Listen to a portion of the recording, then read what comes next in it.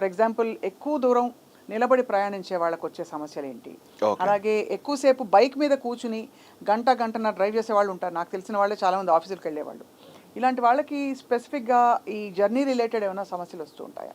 ఇప్పుడు vascular related చూసుకున్నట్టయితే కనుక ఎక్కువసేపు నుంచొని ప్రొఫెషనల్ జాబ్ చేసేవాళ్ళు, అంటే లైక్ టీచర్స్ అవ్వచ్చు, లేదా పోలీస్ మెన్ అవ్వచ్చు, బస్ కండక్టర్స్ అవ్వచ్చు, ట్రాఫిక్ పోలీస్ మెన్ అవ్వచ్చు, లేదంటే మాలాంటి సర్జన్స్ కూడా, వీళ్ళల్లో తరచుగా ఏంటంటే మనం ఎప్పుడైనా సరే నడుస్తున్నప్పుడు, వాక్ చేసినప్పుడు ఎప్పుడైనా సరే మన కాఫ్ పిక్కలు అంటాం కదండి, we'll call it as a peripheral heart, second heart. ఇది ఫస్ట్ హార్ట్ అయితే కనుక రియల్ హార్ట్, ఇది సెకండ్ హార్ట్ అంటాం. కంటిన్యూస్గా అలాగే నుంచుంటే, వాక్ చేయకుండా కానీ కంటిన్యూస్గా కూర్చున్నా సరే, సెడెంటరీ లైఫ్ స్టైల్ అలా చేసినప్పుడు బ్లడ్ అక్కడే ఉండిపోయి, ఒకటి వారికోజ్ వెయిన్స్ మీ అందరికీ తెలుసు, ఇంకొకటి ఏంటంటే బ్లడ్ క్లాట్స్, బ్లడ్ అక్కడే ఉండిపోయి కొంచెం కంటిన్యూస్గా నుంచొని కాదు, కంటిన్యూస్ జర్నీ కూడా ఇప్పుడు చూసినది కనుక